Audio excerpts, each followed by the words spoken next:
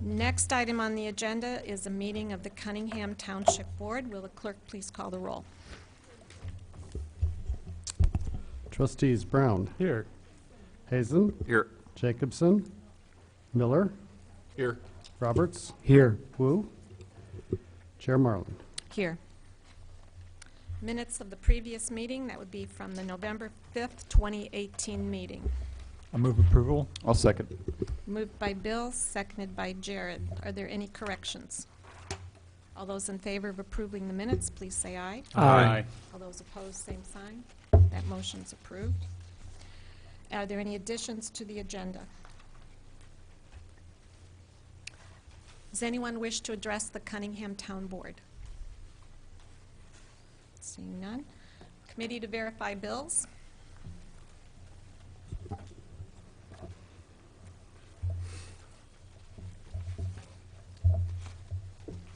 I'm trying to get the correct presentation up on the board.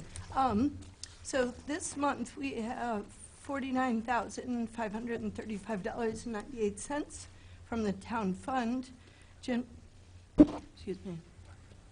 It's on. Can you guys hear? Oh, okay. General assistance, usually people don't tell me I'm too quiet. General assistance fund is $41,060 and 43 pennies. The total is $90,596.41. Any questions? I'll move approval of both bills. I'll second it. Moved by Jared, seconded by Dean. Any further discussion? Yeah, maybe I have one. Dennis? Yeah. Is there anything unusual about the amounts that we've approved or will about to approve for the General Assistance Fund? Yeah, it's, well, I'll get to this when I talk about general assistance participants, but essentially we've gone through a process where we've come down to 87 participants, down from 121. When I get into my officer's report, I can explain a little bit, unless you'd like me to explain now. I'll wait. Okay, Okay, thank you then. sure. Reports of officers. We Let's didn't- see. We need to vote. Yeah, I don't think we completed that experience.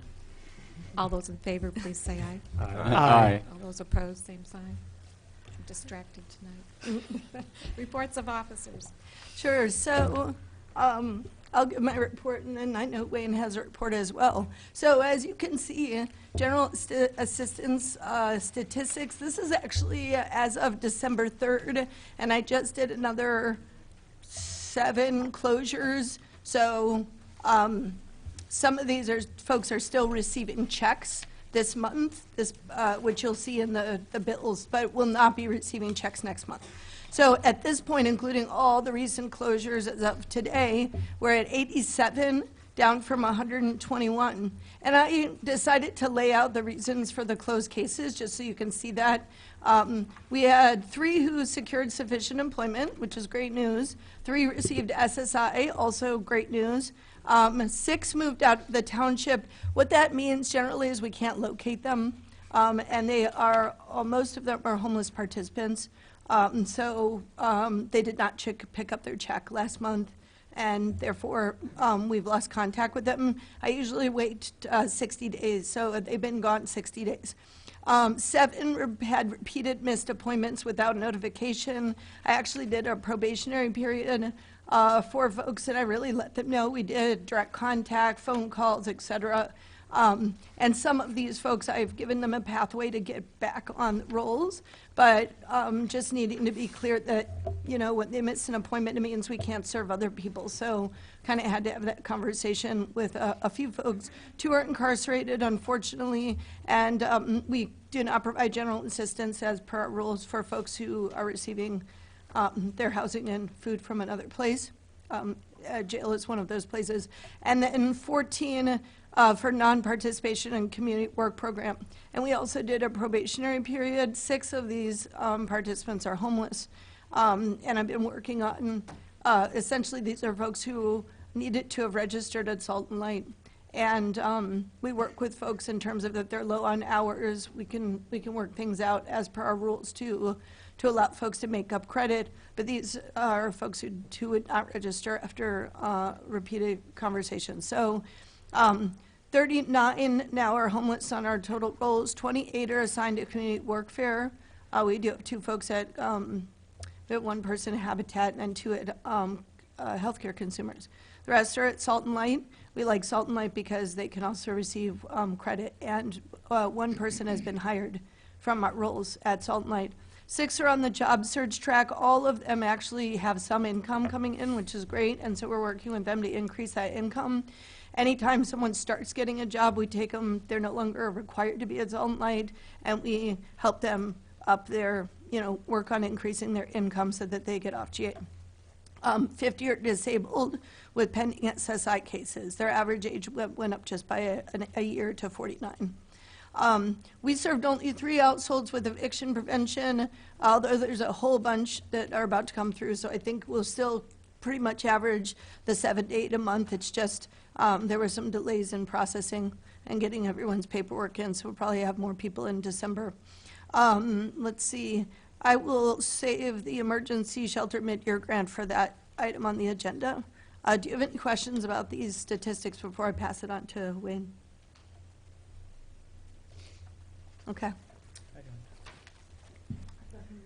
Oh, I thought you had memo. Okay, that's sufficient. Okay, I guess we're being kind to you because you have a long evening. So, so Wayne had sent you a memo, and if you have any questions, certainly this would be the time to ask them.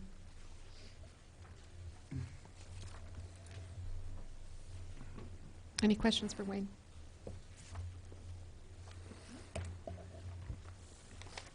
Okay. Okay. So next, I know we're about to go into new business. I just wanted to get the correct audit presentation up on the board. If you give me a second, I'd like to just check in with tech and see if they can pull up the correct one.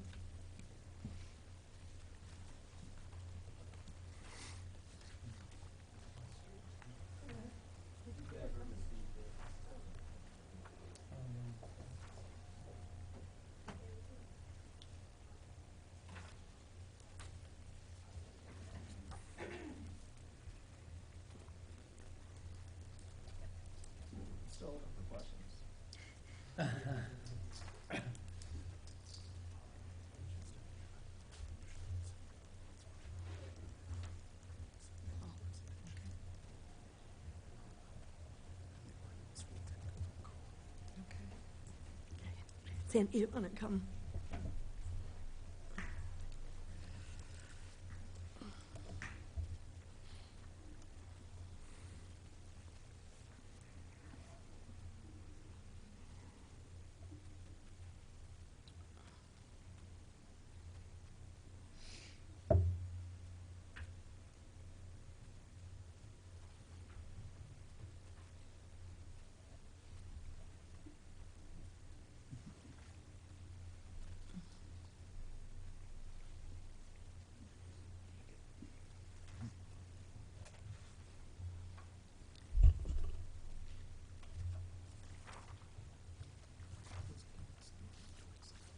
What?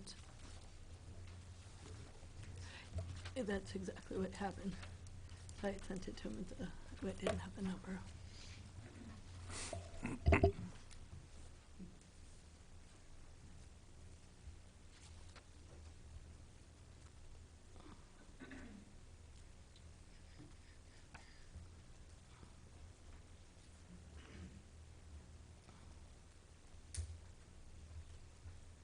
Apologies, I sent out the audit presentation for 2017, which I think you already have seen before. Or for 2000, yeah, it would be 2016 to 2017, so this would be the correct one.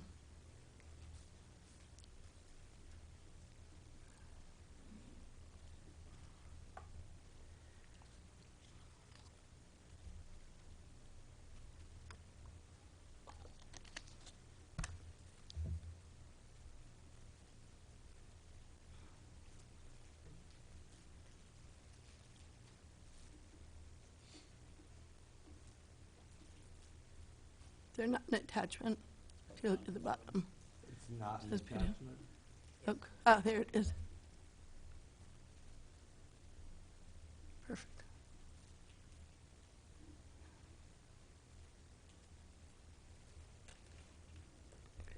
Thank you.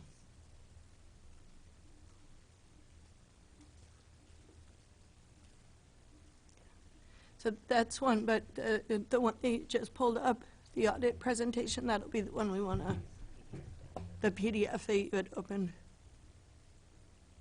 Yep, we'll need both for the purposes of this meeting. Got it. There's two.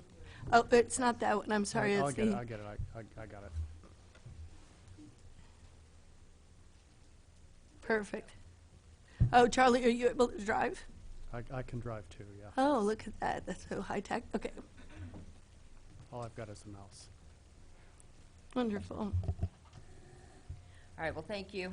Sorry for the delay and everything. My name is Sandy Cook. I'm an engagement director with Clifton Larson Allen. Hope could not be here tonight due to various personal reasons, but I'm going to walk through the results of the audit, and just let me know if anybody has any questions as we go through. If you go up into view up there at the top, it should allow you to go full screen. Full screen mode down there near the bottom. Thank you. All right. All right, so just kind of go through what we're going to touch base on, the required communication, the governance letter, some financial statement highlights, the financial graphs, as well as the management letter that was issued. First of all, the required communication, the governance letter. Anytime that there's an audit in place, this is required by the standards to be communicated with the individuals, the persons, or the body that oversees the audit function. Some of the communications that are included in that letter include if there had been any significant accounting policy changes or new standards that were implemented. There were none for 2018. There are no significant accounting estimates within the financial statements, which is common with modified cash basis accounting. There were some corrected misstatements. Those are attached to the letter. Those have to do to, in accordance with recording some personal property replacement taxes, as well as some interest income and removal of some payroll liabilities. There were no uncorrected misstatements that we identified or were notified of. There were no disagreements with management during the audit process and no difficulties in performing the audit. As far as and if I'm going too fast, please, stop me. I know you guys like to keep these somewhat short and sweet, so. The financial statement highlights for 2018, the audit report was an unmodified or clean opinion, which is what you want to achieve. The statement of net position, again, is on modified cash basis. The total assets were $3.5 million. Your net position of $3.5 million is made up of $57,000 of your net investment in capital assets, net of accumulated depreciation, $2 million in restricted net position for your general assistance, and then $1.4 million in unrestricted net position. The statement of activities reflected a change in net position of a $14,000 decrease or loss for the year. The fund statements, which include your town fund and your general assistance fund. The town fund had net income, net revenue over the expenses of $48,000 for the year. And then the general assistance fund had a net loss of $68,000 or net expenses over revenues for the year. Moving on to some of the graphs to show you a more visual of comparing prior year results to the current year. The fiscal year 2018 overall receipts revenue were $1.1 million. As you can tell from the graph, the property taxes make up majority of that, about 95% of the revenue sources for the township. Looking across the board there, the different types of revenue streams, everything was pretty much comparable, not a whole lot of fluctuation in any of the streams there. Your Disbursements for the fiscal year 2018 were $1.2 million. The graph shows the breakdown with the supervisor's office, assessor's office, the grants, and the social services or the general assistance expenses. The supervisor and the assessors were pretty comparable to the prior year. The grants and the general assistance both saw some increases due to some additional programs and services provided within that line. Moving on to the management letter, there was one material weakness noted. That was a financial statement prep. I believe you've seen this in the past couple years. It's basically because Clifton Larson now prepares the financial statements, that is required to be a finding, the way the standards are written. The other two items there, the review process and undeposited revenues, were listed as other matters within the letter. They weren't elevated enough to be a significant deficiency or material weakness, but they were items that we felt that needed to be communicated in writing. The review process related to the bank reconciliations not being properly documented in the review, and then the review, the level of detail within the review of those bank reconciliations. And then there were some manual journal entries that there was no review over. The undeposited revenues related to some personal property replacement tax revenue for the month of April that was not actually deposited until August of 2018. Again, those two, just wanted to make note of those, just so that the trustees are aware of it, and then just to, the information, the documentation, the review, it is critical just to make sure that there's no errors or, the information that you're receiving is complete. I know that was very short, sweet. If anybody has any questions over anything that I did touch base on or anything that I did not, please feel free to ask. Dennis? Yeah, one of the things that you said that we could, that came up to your attention was in the previous slide called reviews. And you indicated that they weren't very serious, but you wanted to mention them. Is that correct? Is that where Correct. we're at? Correct. Okay. And then would you think it was pretty unusual for funds to come in April but not be deposited until August? I guess that's kind of a financial issue or for the township. I'm happy to explain.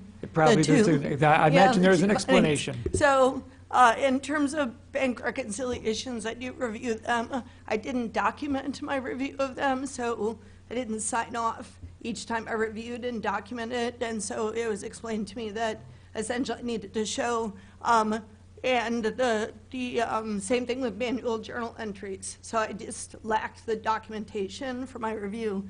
Personal property, I mean, one I would be more concerned about, although it's not super significant, is that essentially with our staff turnover, a check was filed with the check stubs when the check was still attached. And it was not until we reviewed the documents, it was later in the year when I noticed that this check had not been cashed, and we cashed immediately. What I've done since essentially is I now understand that I can go to the treasurer's website, and I know how to basically review everything that's been dispersed, and then I can see, because something could be lost in the mail, it doesn't have to just be lost in our office, and I can basically compare on a quarterly basis what was dispersed with what came in and make sure it matched, and if we're missing a check, I can contact the treasurer's office for reissuance. So those are the two deficiencies, and that's the way we corrected them. Well, there weren't too many, so that was good. Yeah, it was a pretty easy audit compared to last year. Jared? Danielle, we had, it was probably statistically significant in the grand scheme of the overall township budget, but it looked like we actually got some money in interest compared to previous years. Absolutely, and that was just this year you'll see a significant difference, because if you recall, I changed over the way in which we receive interest towards the very end of the fiscal year, and we even saw a significant bump just in those last few months. So this year, we're going to do much better, and that was budgeted, and that's a I would say a significant revenue stream for us, and I, continue to look for ways to make use of our nest egg, so to speak, for interest rates. Any other questions or comments? Is there a motion to accept the audit? I'd like to make that motion. Motion by Dennis, I'll second it. seconded by Dean. Any further discussion? All those in favor, please say aye. Aye. All those opposed, same sign. That motion passes. Thank you, Sandy. All right, thank you very much. Thanks so much. If any additional questions come up, please don't hesitate to reach out to myself or to Hope. Yeah, Okay. thanks so much. Next up is ordinance T 2018-12004, which is the ordinance levying taxes for all town purposes for Cunningham Township, Champaign County, Illinois, for the tax year 2018, collectible in 2019. I presented on this last month, which was in my report, so I'll just take any questions. Let's get a motion to get this on the floor first. Jared, did you? I'll move that we push ordinance number T-2018-12-004, an ordinance levying taxes for all town purposes for the town of Cunningham, Champaign County, Illinois, for the tax year 2018, collectible in 2019 for approval. I'll second. Moved by Dennis, or Jared, seconded by Dennis. Discussion, questions? Bill? I just thought of one, if the, the taxes most likely will be abated automatically, I guess, if the hospitals don't come on the tax roll. Do they get abated across all those different categories equally, like prorated? No. Wayne can answer this, but we've been discussing essentially, they let us know a time that they're capped, and then we have to provide within a certain time frame new adjustments. Is that correct? So, see, Okay. I'm a good student of this. And so essentially, I would have to look into whether or not it comes back to the town board, or if it's simply within our discretion that we would adjust based on the percentages that are listed here. Okay. Because it kind of looks like one or two areas might be overweighted so that you could cut those rather than kind of equally. I mean, some of them look like they're pretty much what you want, but then others are probably where the excess is. So, yeah, as long as you can figure it out. As long as it isn't automatically Yeah. across the board, I guess that would be the thing. Yeah, Thanks. and I would also just mention that we'll have a better understanding of what our budget looks like at that later in the year. But essentially, you'll see that the General Assistance Fund, because we've been serving such a high volume of clientele, you'll see that it's weighted towards GA, slightly. Okay, thanks. Okay, will the clerk please call the roll? Trustee Brown, Yes. Hazen, Yes. Miller, Yes. Roberts. Yes. That motion passes. Next up, ordinance number T 2018-12-018R.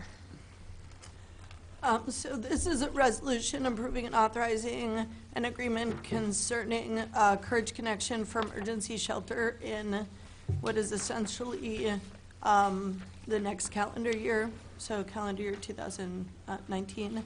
And Charlie, if you wouldn't mind helping to drive. Bring it up. Okay. So I want to introduce Eric Ray, who is with Courage Connection. And what we thought, you'll see the information about this item is in, I did include some background information in the memo. I'm going to go over that in PowerPoint mode, so it's the same information in your memo. It just, I think, is a little bit easier to digest in the PowerPoint. And then there is a resolution that came in your packet, and there is also a contract. The contract or agreement looks exactly like the other social services grants. We did this last year with CU Menton's emergency shelter, and we're looking to, which was basically an interim grant, and I think I have told you more than 3 times that it's coming. So here it is. In fact, you asked for when it was going to be here. So I thought maybe what I could do is I'll move through this presentation. Eric, I'll see if you have anything you want to add at the end of the presentation. And then if the town board members have any questions, either Eric or I could field the questions, okay? So essentially, let me just pull this up, hold on.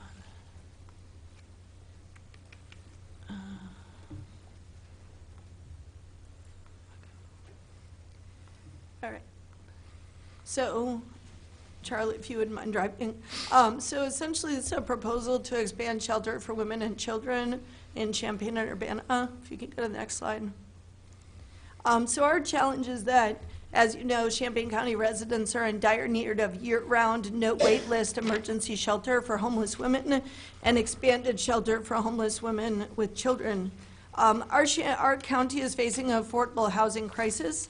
Our residents are, although this is happening throughout the state and country, our residents in particular are the most rent burdened in the state of Illinois, with 60% of county residents rent burdened. And if you look by city, which our office did, it becomes even more illuminating. If you could go to the next slide. So first of all, this is a poverty slide. The national is blue. I know the key is very small. Champaign County is red, right?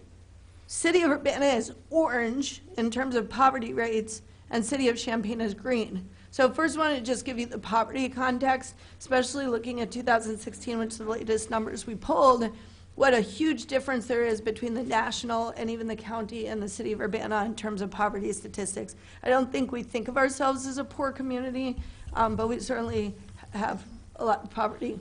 I do have a question about Yeah. that. How do you account for the huge number of University of Illinois students who have zero to very low household incomes, but who have family resources?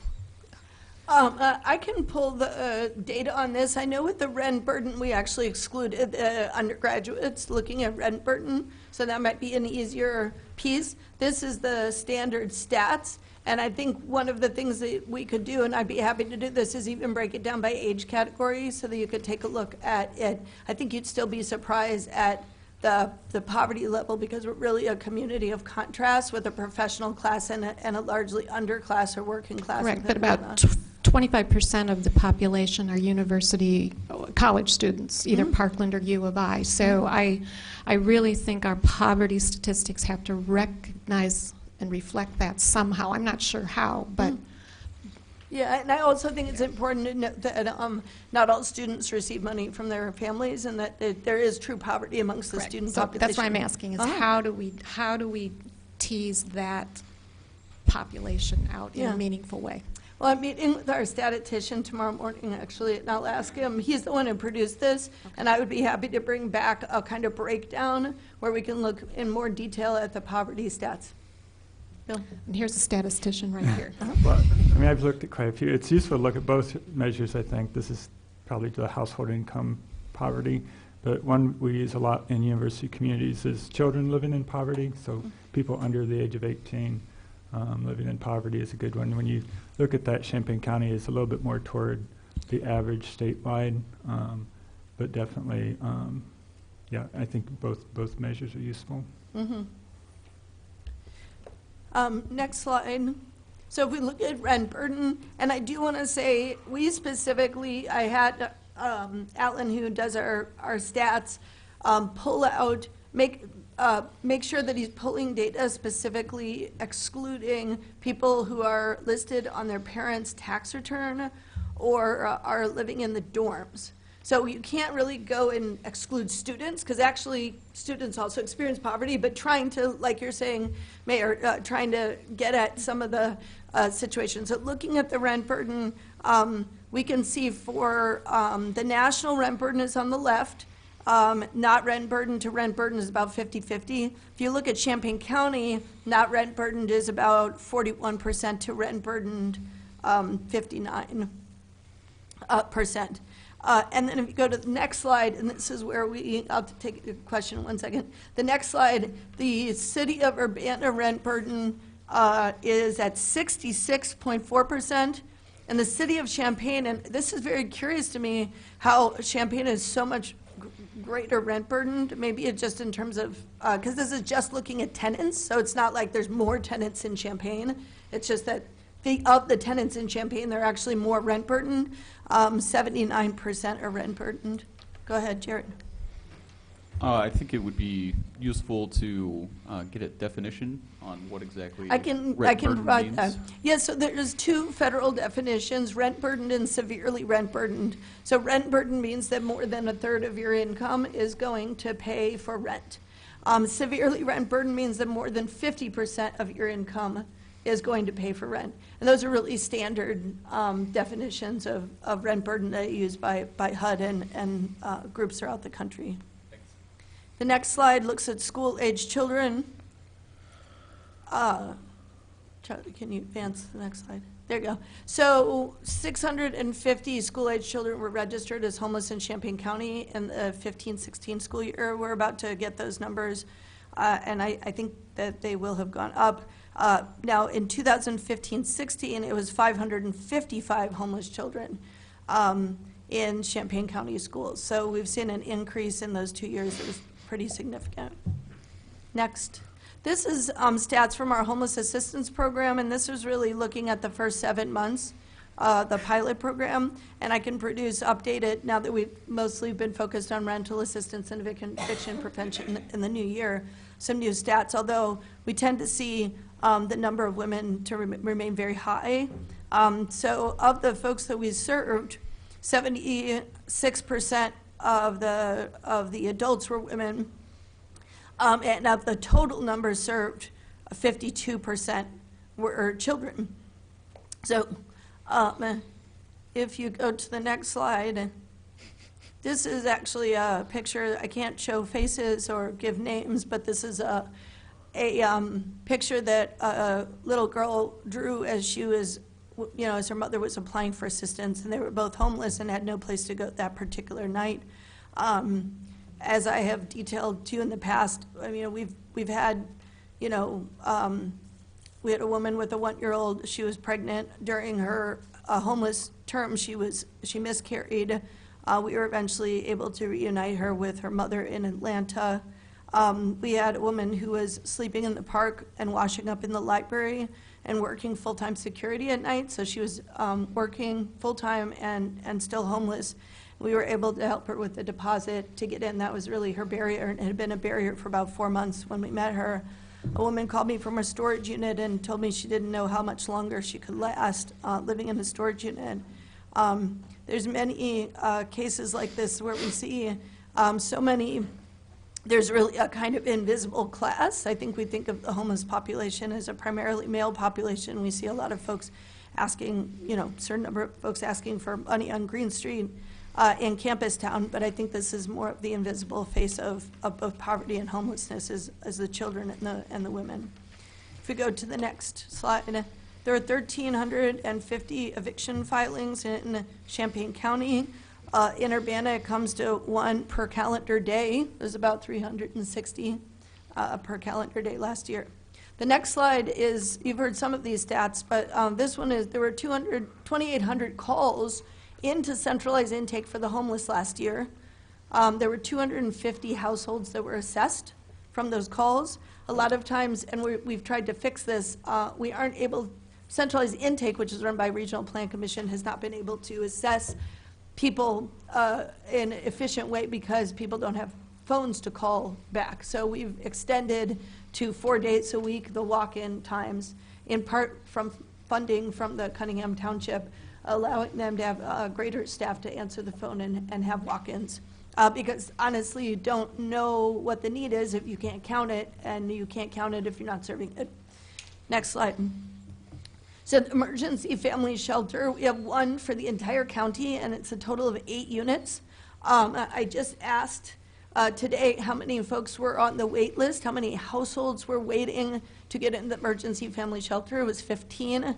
That does not include about 20 households that we're working with. And so I'm working with RPC to make sure we're actually going to join the homeless management information system so that we can put in our data from our end, and the people who we're working with can be adequately counted because they've been undercounted for a while. It is only related families, so it actually excludes a number of families we work with. If the father, for example, is not blood related to the child, he cannot stay in the household, even if he is a caregiver. And it's a 2 to 8 week wait time for actively unsheltered folks, which is really a tragedy. Next slide. Courage Connection had 109 residents that they served last year. There's over 150 on the wait list, and it's up to 1 year wait time. The oldest person, kind of the application on the wait list is from November 19th of 2017. And that's data as of this morning when Eric and I touched base. Courage Connection, as you may know, A Woman's Place, which used to be called a Woman's Fund, is the first domestic violence shelter in the country. And we had the first domestic violence shelter in a hotline in the country as well, which is something I think, Urbana should crow about. We also, in the 1980s, 85, a women's emergency shelter was created by grassroots groups and faith-based leaders. And though that transitioned into Center for Women Transition, what we saw in 2010 is a merger between this, the domestic violence shelter, and the Center for Women in Transition into Courage Connection. Unfortunately, they experienced a significant loss of funding for transitional shelter with 44 beds in 3 group houses on Church Street and several scattered site properties, and that put that whole transitional housing program at risk.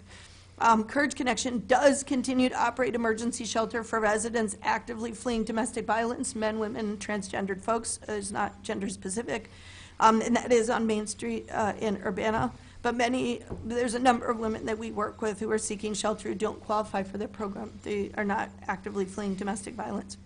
So Courage Connection in January convened a task force, and I want to applaud them for doing so. Instead of just closing down or attempting to sell those properties, they really engaged the community in saying, we have a problem, Houston. We have these properties, we want to serve the community, but we don't have operating funds. And the whole funding world has shifted away from transitional shelter. So if you go to the next slide, there was a task force, and we looked at a number of options. We looked at options like other agencies. I approached Austin's Place. I spoke with See You at Home board members.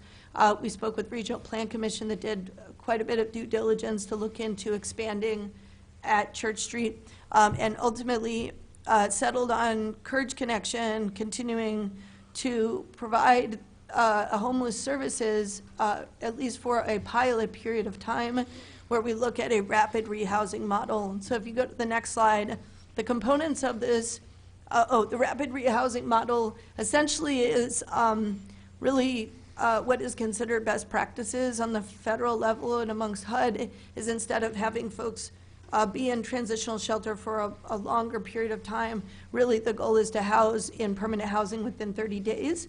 I spoke with one of the top advisors on this, John Fallon, who was in town this last week, who works with communities on supportive housing, and he said, really, there's very few places in the country that actually achieve this.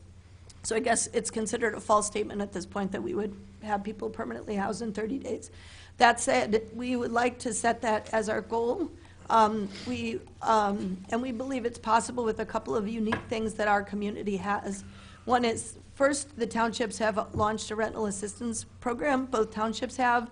It's been very successful, and ultimately the model is keep people in their homes, keep them in place, prevent their homelessness, and sometimes that can be achieved simply by paying off 1 month's worth of debt due to medical or other issues, family-related issues, or helping people get into permanent housing because they simply lack the deposit to do so. We also, Housing Authority under new leadership has expressed a commitment to expanding the voucher access to those leaving transitional housing. And the board has not an approval of that under the Moving to Work program. And then the third is that HUD does have a new category for funding called Transitional Housing Rapid Rehousing. And there were 3 agencies in Illinois that received a total of $900,000 in transitional housing rapid rehousing funds this past year. So we intend to apply for that funding going forward. If you go to the next slide, there's 3 properties that we're looking at, 504, 506, and 508 East Church Street. We're looking at all women in need, with or without children. There would be a no wait list, rapid rehousing, subsidized housing model. And at the maximum, although we're not going to start at this number, but ramp up, we could serve up to 300 households per year. And it shouldn't say double, it should say triple, since 109 households were supported last year. The budget that we're looking at is a real bare bones budget, but is $200,000 a year to provide this service. And that, if we look at the numbers, comes to, I think I had it in your memo, a total of $260 per household, I believe. 620. I switched it. $620 per household, not including rental assistance or housing vouchers. So if you go to the next slide, we're looking at a host of exit options. This is really important, having a continuum of care where folks can get in and they can get out. So rental assistance is key to that. We also have tenant-based rental assistance money that actually comes through the city of Urbana to Courage Connection. Transitional housing at both at the Maple Grove location on Park Street and at Church Street. Housing vouchers, there are shelter plus care and FACT vouchers for those with mental health and substance abuse issues, and then family and friends locally or out of the region. We're also looking at a program that I just started researching this last week that had to do with churches basically mentoring and supporting individual families and helping to support them into permanent housing. And it's something that a number of churches have approached me and asked how they can support this, so we're exploring that as an option. Next slide. So the proposal solves 3 problems at once: the dire lack of shelter, the need for greater funder and agency collaboration, and then the need to honor the contribution of the public bodies, faith-based groups, and individuals who have donated to Courage Connection for these properties. If you go to the next slide, there's a list of collaborators. We have a great list of collaborators. All of the local funders are at the table, which is wonderful.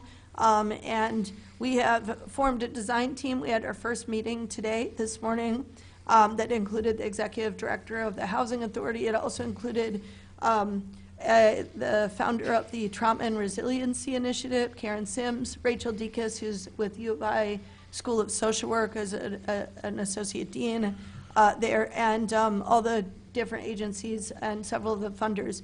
And so we're looking at really detailing an operations plan that uses best practices. If you go to, I think we're at the last slide. So essentially, we're in fundraising mode. United Way has promised $30,000 for a one-year pilot project, and we have we've budgeted $50,000 from City of Champaign Township. Cunningham Township. City of Champaign Township is there's a request into that. There is also a gap funding request to Community Foundation. City of Urbana had budgeted $12.5, and I think you as a council would need to take independent action on that. So we're just asking for the town board piece today. And then we have $15,000 pledged in private donations at this point. So with that, I just asked if Eric if you had anything you wanted to add. I think you nailed it. Okay. And does the town board have any questions? Jared? Can you just talk a little bit about what the resolution is then? So the resolution would basically authorize me to sign an agreement, our standard social services funding agreement, with Courage Connection for $50,000 to support this project. And that is in addition to already awarded, or is this from what we already decided we were going to give to Courage Connection? The city of Urbana has funded the domestic violence portion of Courage Connection services, and as you recall, there was no funding to the transitional housing this year. So actually, both the city of Urbana and Township did pull back some in terms of our funding to Courage Connection this year, focused on domestic violence and the The city set aside 12.5, and Township had budgeted 50,000. And I will note that the agreement is for the calendar year, so it does go over 2 fiscal years. It's for the calendar year of 2019. So the entire 50,000 will be split into 2 fiscal years? It'll be over 2 fiscal Over the years, 2. and I believe if you look at the agreement, it's in 2 disbursements. Okay, I hadn't seen in that 50, and the 50,000 is coming out of the general assistance portion of the fund? It actually comes out of the town board, town fund, and it comes out of this, all of the consolidated social service funds come out of the town board fund. Okay. So it would be out of the same. Okay, thanks. Bill? In the, I guess it's the application from Courage Connection, page 9, it lists the anticipated funding sources. And for 18-19, I guess that's looking ahead a little bit, but emergency and transitional shelter partners, that's the list you had there toward the end. Is that right? Like United Way and, it says 200,000 from that source. I was just wondering if that was that list of, no, that looks like they might be listed separately, but. This is, can you tell me the page number again, please? Oh, page 9. Page 9. Fourth line from the bottom of the chart.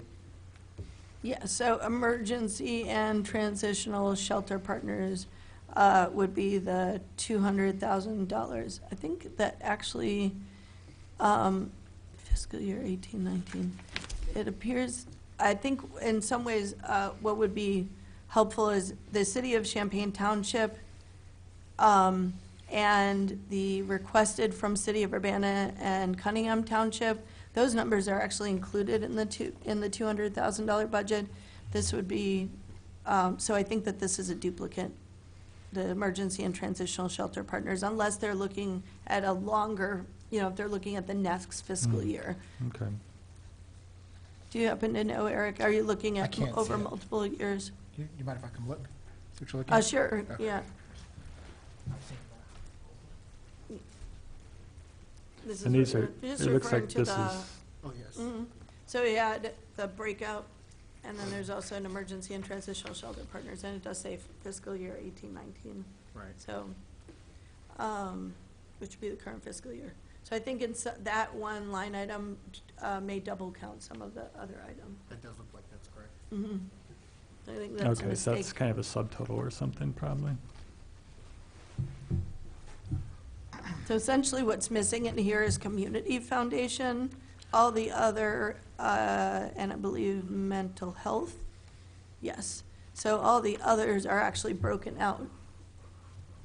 But community foundation and mental health would be contributors. It sounds like a great program. It looks like you're ramping up really fast. So I'm sure it's challenging to get everything in place. And are there enough, like, you could be hiring people, and do you have enough locations to counsel people and things like that? Or is it, because just adding another house, or you aren't even really adding any more space, right? Yeah, I It's think there's just- actually, in terms of staffing, it's a repurposing of existing staff and a repurposing of existing facilities. Yeah, really, that's not going to change much as far as their work. They're just changing their scope from domestic violence to emergency shelter. So they've already learned a lot of the work in their current jobs, and we're going to be taking some of the current advocates and moving them over to this project. Okay. And there's plenty of employees to do that, and then the rest will move over to other projects that Courage Connection has in the community. Yeah, so instead of those facilities being sold and those staff members losing their jobs, essentially we're moving to a rapid rehousing model where we can serve at least three times as many people without losing that infrastructure. And we have been in conversation about this since January, so it actually feels very slow to me. But and we've had numerous conversations. The design team started today, but our design with Courage Connection started back in September, and Carol was present at our conversation in August where we brought all of the funding partners and agency partners together to discuss this. So It's been in the works for some time, and actually United Way really, took the lead in funding first, and we're following from that. We expect votes from the City of Champaign Township and the Community Foundation next month. So. That's great. This is really important work, I think. I'd just like to point out, though, that the amount that we're budgeting here at 200,000, like Danielle said, is a bare bones budget, really, and it's really only going to provide for very few staff to provide almost a 24/7 shelter, if not 24/7, depending on how it works out. So, I mean, we're not going to have that much staff there. But once we get rolling and we start getting more funders in and like that, we can ramp up our staff and we get more involved, we can do more. So but right now is the beginning. It's going to be very limited staff that's going to be involved. And we're basically developing a phased approach so that we start with the capacity that we have and we're able to build up to it. And a lot of this is really local funders providing an essential public safety mechanism, and then building up with our state and federal monies and private donations. And this is exactly what's happening with the men's shelter. Unfortunately, there's a little bit more of a gap in terms of infrastructure there, loss of infrastructure and rebuilding. But we were able to secure that facility for the men's shelter.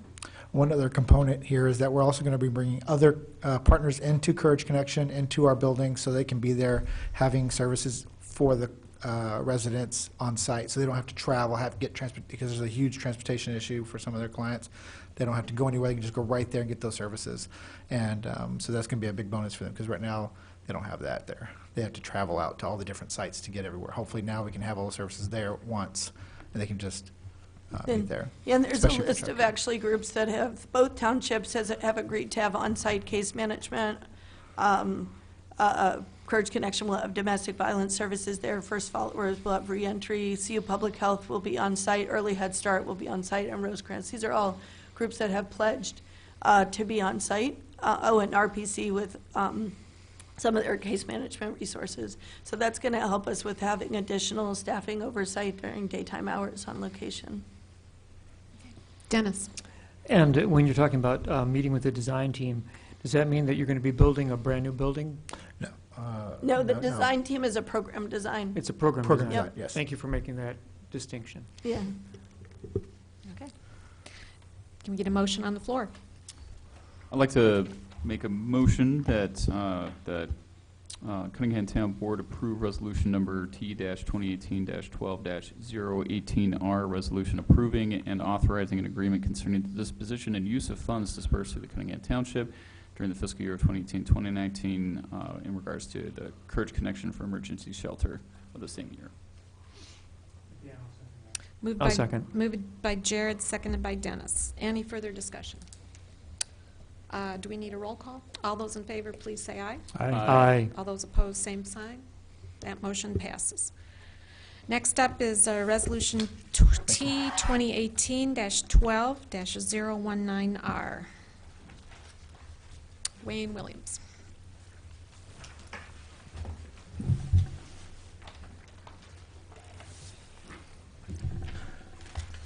So this is a resolution. I've been talking about CAMA software for the last several months. I have done a lot of research in this matter. I find that the solution from JRM Consulting is the best solution for our office. Right now, we really have nothing, and we need something. So that's where we're at. Jared. Was this the software we were waiting to see what the county used? So that software is DevNet. The county went ahead and chose that for their software.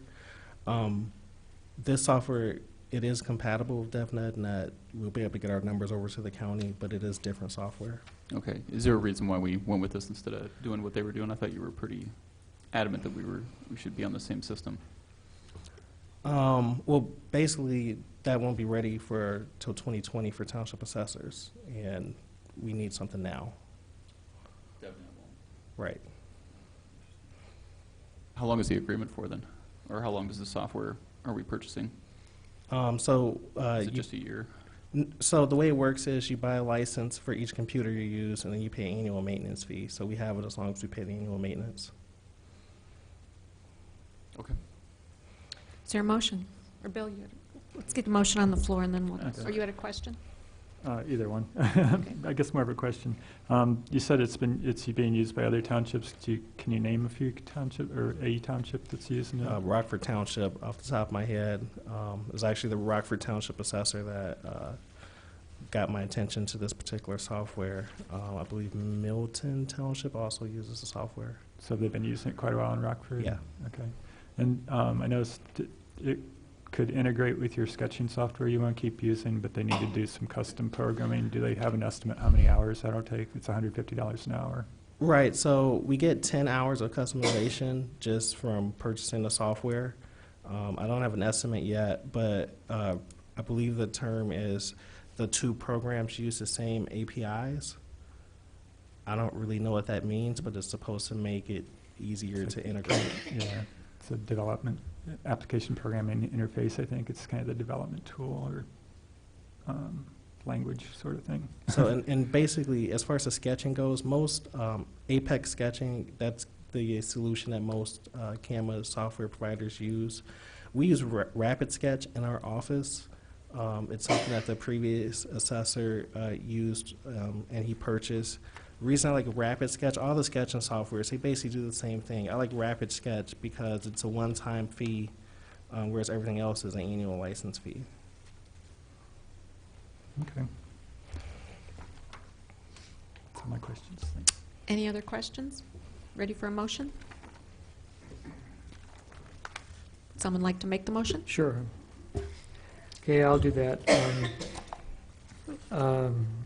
I move that we approve resolution number T-2018-12-019R, a resolution authorizing the Cunningham Township Assessor to sign a contract with JRM Consulting for Computer-Aided Mass Incorporated appraisal software, CAMA, C-A-M-A software. I'll second.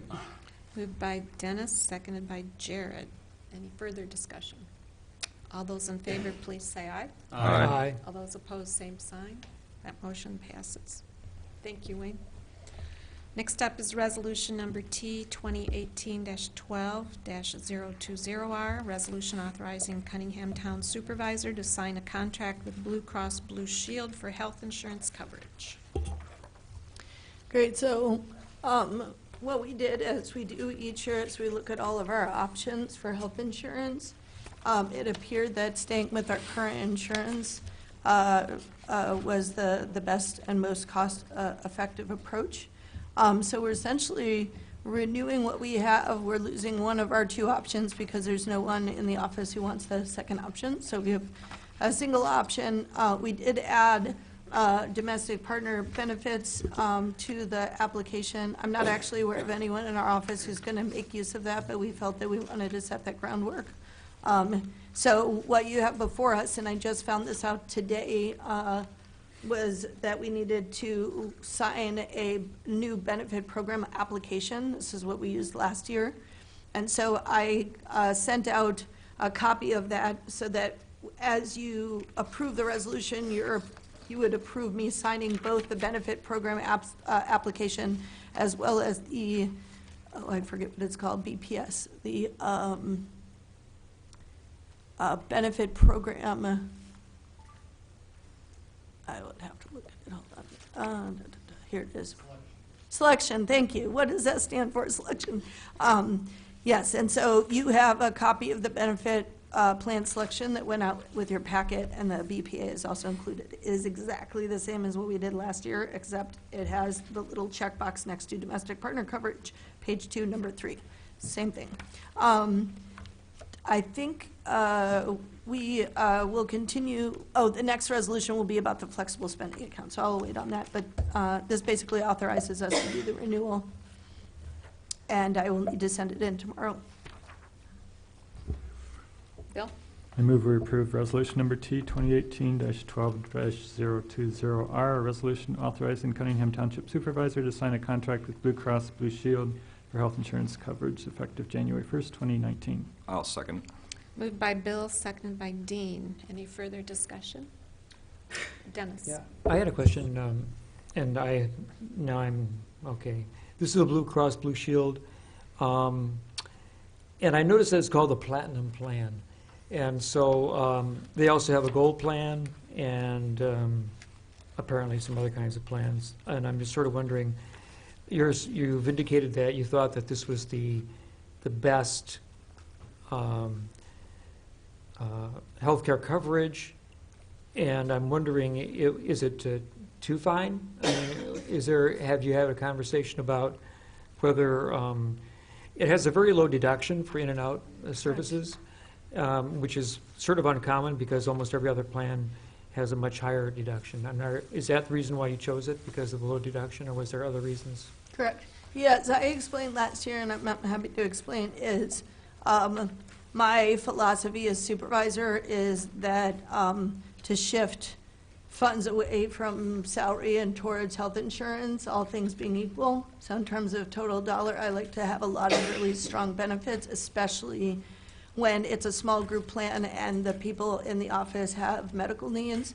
And so luckily, as the township being an independent body, we can kind of select a plan that's going to meet the needs of our office best. In this case, I would say we're a high needs office. And so the overall HR expenditures remain actually lower than my than the supervisor before me, but I provided greater benefits. And I believe strongly in that, because otherwise you get into situations where people aren't taking care of themselves or going to the doctor, and it can have escalating effects in the workplace. So everyone in my office feels really comfortable because they pretty much all hit their out-of-pocket pretty quickly and are able to then have their health care costs covered for the year. I accept that. I'd like to, I'd like to see better plans across the whole country. We've seen a real demobilization of healthcare plans where people are having to pay more and more out of pocket. I mean, I had one of the best healthcare plans in the United States last year, and my out-of-pocket expenses were $16,000. This was a half of the year I was not on the Cunningham Township plan. So. Right, and I'm in a similar situation. These people are going to get much better health care coverage than I have right now.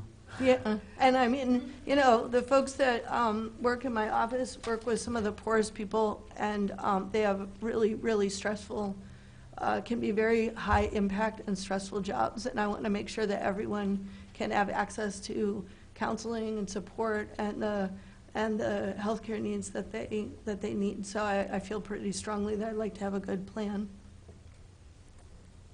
Okay. Any other discussion? All those in favor, please say aye. Aye. All those opposed, same sign.